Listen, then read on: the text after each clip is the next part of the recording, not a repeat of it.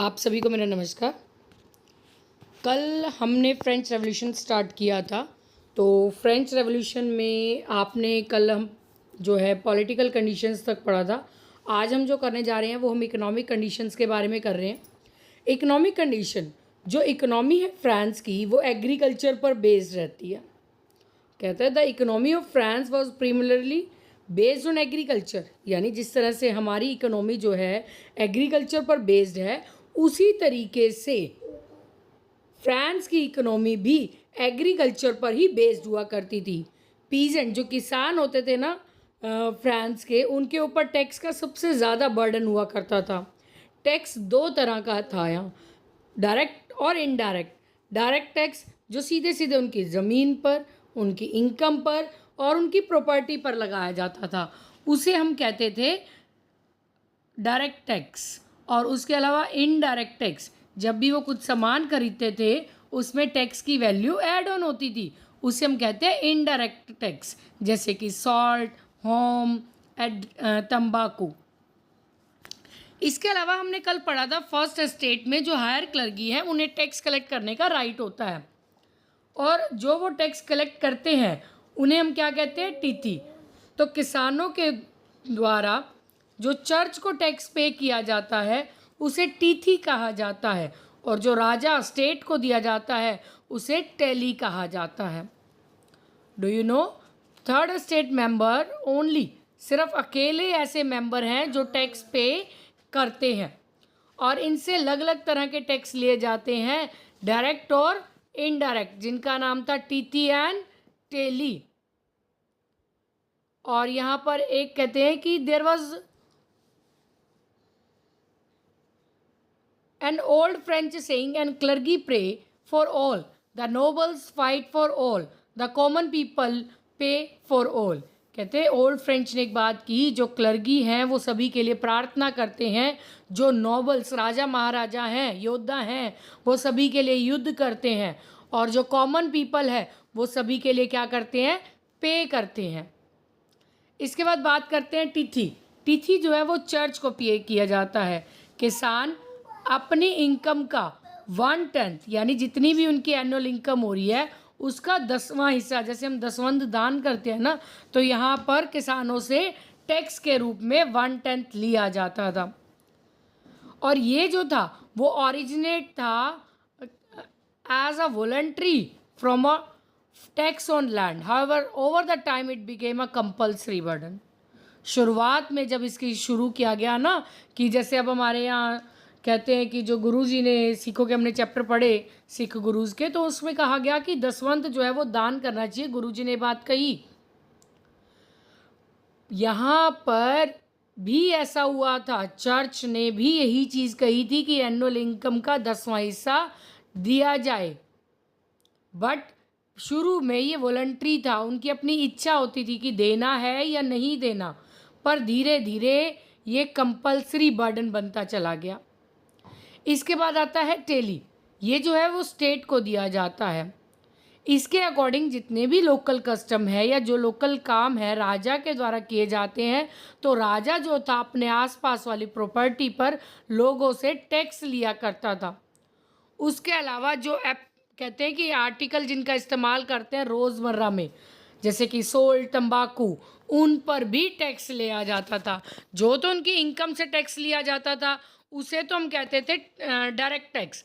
जो टैक्स उनसे लिया जाता था किसी वस्तु की कीमत में ऐड ऑन करके, उसे हम कहते हैं टैली।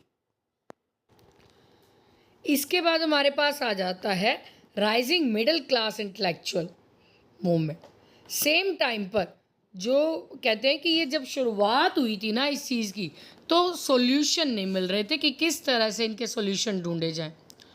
तो फ्रांस जो है इन सब के सॉल्यूशन ढूंढने के लिए उन्होंने क्या किया, लोगों को एजुकेट करना शुरू किया। उसके अलावा लोगों को जानकारी देनी शुरू की लगातार। तब उस समय यहाँ पर एनसाइक्लोपीडिया के फॉर्म में उन्हें हर चीज़ की इंफॉर्मेशन प्रोवाइड की जाती थी, ताकि उन्हें एजुकेट किया जा सके, उन्हें अवेयर, जागरूक किया जा सके अमेरिकन रेवोल्यूशन के बारे में, यूरोप के मूवमेंट्स के बारे में। कुछ लीडर्स जो थे अमेरिकन रेवोल्यूशन के, जैसे कि बेंजामिन फ्रैंकलिन, इनका कॉन्टैक्ट था फ्रेंच इंटेलेक्चुअल्स के साथ, ये पेरिस में कुछ समय रुके थे। इसके बाद नेक्स्ट हमें यहाँ पर देखो एनलाइटमेंट एज ऑफ रीजन दिया गया। यहाँ कहते हैं 18th सेंचुरी, जिसे हम कहते हैं age of reason. French philosopher जितने भी थे वो जो है कहते हैं was not born to suffer as Christianity preached but he was born to be happy. यानी वो किसी के दबाव में जीने के लिए पैदा नहीं हुए, बल्कि खुश रहने के लिए पैदा हुए और खुश रह कर ही जिएंगे। कहते the man can attain a happiness if reason is allowed to destroy prejudice. They either denied the existence of God or ignored him and asserted the doctrine of nature and understood its laws and faith in reason।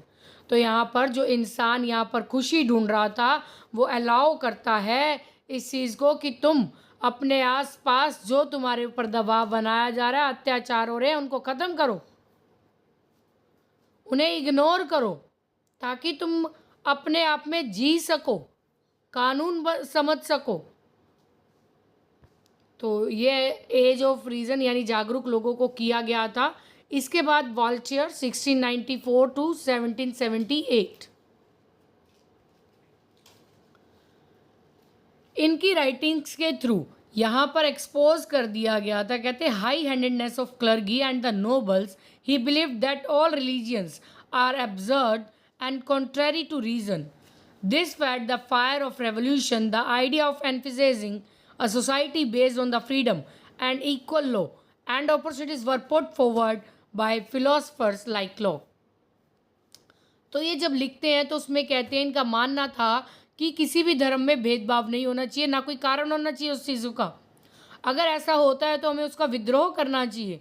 जो idea था society में आज़ादी पाने का, सभी में equal कानून बनाने का, वो फिलोसफर्स के द्वारा ही आगे आया। जैसे एक फिलोसफर रहे लॉक। नेक्स्ट आ जाते हैं रोसो। इन्होंने आवाज़ उठाई थी इस रूल्स के अगेंस्ट। ये भी डेमोक्रेसी ही चाहते थे। इन्होंने पॉपुलर किया सवर्जिनिटी को। ये कहते थे मैन इज़ बॉर्न फ्री, इंसान जो है वो आज़ाद पैदा हुआ है। Yet everywhere he is in chain, फिर भी वो हर जगह बंधा हुआ है। ही talk of the state of nature when man was free and said that freedom was lost following the emergence of wealth. यानी आज़ादी जो है अगर हम खो देते हैं तो पैसा भी कुछ काम का नहीं। He recognised it as a following the he recognised it as a necessary evil. यानी जो ये बंदिशें हैं वो एक बुराई है। यहाँ पर अगर हमें समाज के कॉन्ट्रैक्ट में आना है तो हमें आज़ादी चाहिए, समानता चाहिए, खुशी चाहिए, तभी हर कोई स्टेट ऑफ नेचर को एंजॉय कर पाएगा। और प्योरली एडमिनिस्ट्रेटिव ग्राउंड जो है वो तभी कंसीडर करते हैं जब बेस्ट फॉर्म जो है वो गवर्नमेंट की हो। He asserted that the king should hold office only so long as he enjoyed the confidence of the people. तो यहाँ कहते हैं राजा भी अपना प्रशासन तभी चला सकता है जब वो एंजॉय करे, जब लोगों का साथ उसके साथ हो। अगर राजा, देखो आप भी अगर अकेले कुछ करते चले जाओगे तो आप भी खुश नहीं होंगे। तो उस केस में अगर आपको खुश रहना है तो लोगों का साथ होना चाहिए, तभी जो है वो एंजॉय कर पाएंगे। इसके बाद नेक्स्ट आ जाता है मॉन्टेस्क्यू। जो फिलोसफर हैं और जो राइटर हैं मॉन्टेस्क्यू के, वो चैलेंज करते हैं डिवाइन राइट की थ्योरी को।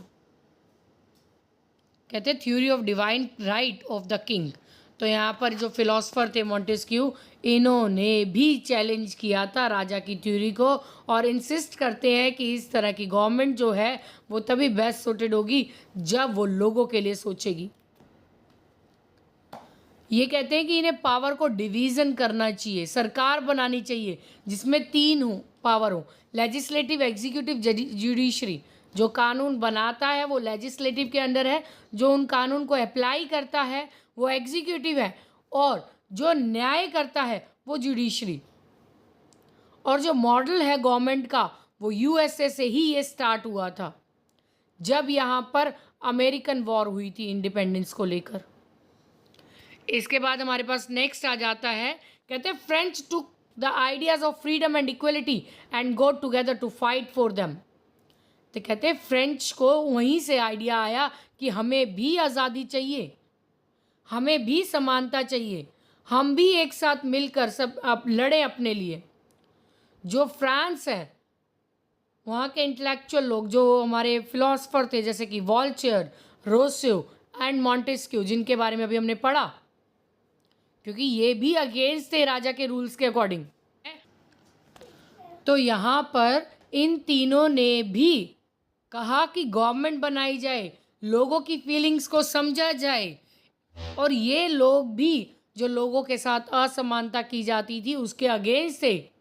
यहाँ पर ये लोग भी इक्वलिटी चाहते थे, समानता चाहते थे सभी के साथ। इसके बाद नेक्स्ट फ्रेंच रेवोल्यूशन की जो हमारी स्टार्टिंग है वो हुई, मीटिंग्स हुई है स्टेट जनरल की मई 15, 1789। तो स्टेट्स जनरल की मीटिंग हो रही थी, शुरुआत हो रही थी इस विद्रोह को करने की।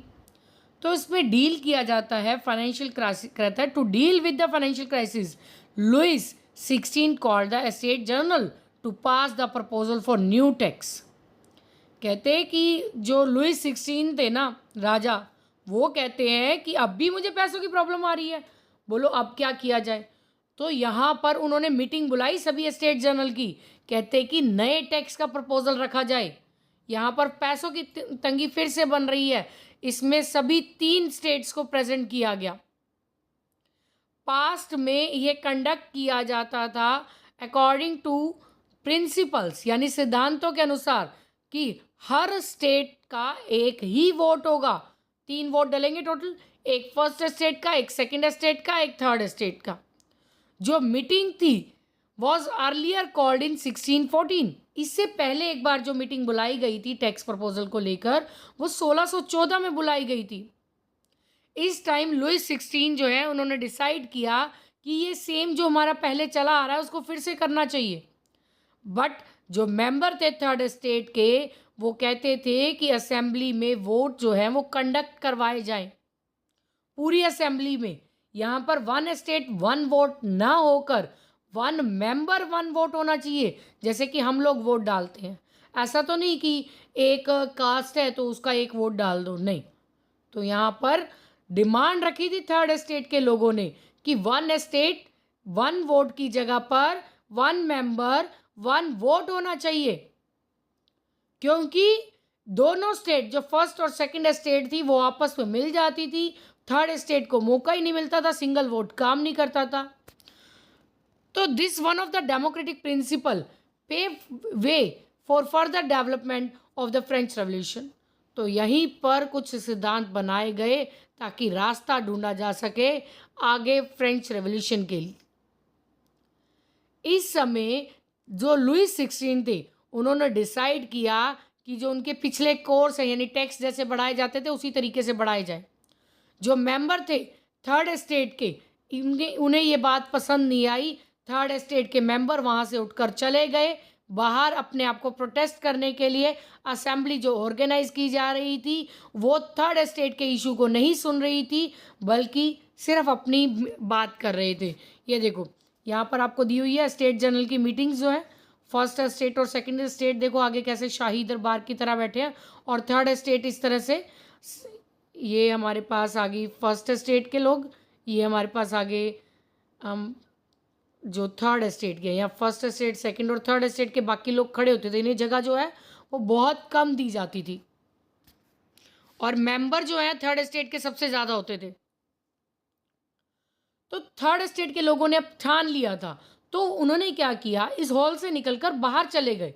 भाई हमारा तो ऐसे बनना नहीं, या तो 1 मेंबर 1 वोट करो, अदरवाइज हम इसको एग्री नहीं करते। उसके बाद द टेनिस कोर्ट ओथ 20 जून 1789। तो ये बाहर जब निकले इस हॉल से, तो एक टेनिस कोर्ट था वहाँ पास में, वहाँ पर चले गए। 17 जून 1789 को थर्ड स्टेट ने पॉपुलेशन को इकट्ठा किया और डिक्लेयर किया खुद को एक नेशनल असेंबली। और उसके अलावा ये भी कहा कि जो भी राइट्स रहेंगे वो हमारे रहेंगे, अपने रहेंगे। और इन्होंने इस चीज़ के लिए शपथ ली थी 20 जून 1789 को। पहले तो ऐसा तो है नहीं कि वहाँ से तो चले गए थे। उसके बाद इन्होंने कई दिन मीटिंग्स की, आपस में मिले और लोगों को इन्होंने इकट्ठा किया। सभी को इकट्ठा करने के बाद जो है इन्होंने फिर 20 जून को शपथ ली थी और 17 जून से ही इन्होंने अपने प्रिंसिपल्स बताने शुरू कर दिए थे। इन्होंने डिक्लेरेशन किया था of the right of man के अधिकार क्या रहेंगे, हमारे सिटीजन्स के अधिकार क्या रहेंगे। तो ये राइट्स इन्होंने दिए हैं, डिक्लेरेशन किया था जो कि सभी में इक्वलिटी होनी चाहिए, समानता होनी चाहिए, सभी के पास एलिजिबिलिटी होनी चाहिए हर ऑफिस में काम करने की। यहाँ पर आज़ादी होनी चाहिए कि किसी को बिना किसी कारण किसी सबूत के अरेस्ट ना किया जाए, ना ही कोई पनिशमेंट दी जाए। बोलने का अधिकार होना चाहिए। मोस्ट इम्पॉर्टेंट जो था वो इक्वल डिस्ट्रीब्यूशन, यानी टैक्स सिर्फ हम थर्ड एस्टेट के लोग पे नहीं करेंगे, बाकी लोग भी पे करेंगे। तो ये हमारे डिक्लेरेशन है जो हमारे इंडियन कॉन्स्टिट्यूशन से काफ़ी हद तक मैच करते हैं। हमारा जब संविधान बनाया गया था तो सभी देशों के संविधान को पहले उठाया गया था। 20 जून 1789 को थर्ड एस्टेट जो है सभी इकट्ठे होकर एक टेनिस कोर्ट में मिले, इंडोर टेनिस कोर्ट। यहाँ पर इन्होंने ये रेजोल्यूशन पास किया जिसे टेनिस कोर्ट ओथ भी कहा गया। जो मेंबर थे यहाँ कहते हैं never to separate and to reassemble whenever circumstance shall require until the constitution shall be determined. कहते कि ये वाले जो डिक्लेयर किया ना हमने राइट्स, ये कभी अलग नहीं किए जाएंगे। जब तक हमारा संविधान अपना नहीं बन जाता तब तक हम इसी रेजोल्यूशन के अकॉर्डिंग जिएंगे। ये जो है शपथ ले ली गई थी, ओथ ले ली गई थी और इसके नीचे थर्ड एस्टेट के सभी रिप्रेजेंटेटिव के साइन किए गए थे। उसके बाद 5 जुलाई 1789 को नेशनल असेंबली ने कहते हैं renamed itself as national constitution assembly. खुद से ही अपने लोग इकट्ठे किए, डिक्लेयर कर दिया, एक रेजोल्यूशन पास कर दिया और उस डिक्लेरेशन जब पास किया गया था उसे टेनिस कोर्ट ओथ कहा गया। कहते कि भी अब तब तक ये रहेगा जब तक हम अपना संविधान नहीं बना लेते, और खुद को ही जो है वो एक नेशनल असेंबली बना दिया कि हमें और किसी की ज़रूरत नहीं है, फर्स्ट स्टेट सेकंड स्टेट ने जो करना है कर ले, हम जो है आज से अपनी असेंबली खुद से अलग से बनाएंगे। तो इसीलिए इन्होंने नेशनल असेंबली को नेशनल कॉन्स्टिट्यूशन असेंबली कहा गया। कहते थे this was people's first triumph over the king. ये पहली बार हुआ था जब लोग राजा के खिलाफ खड़े हुए थे।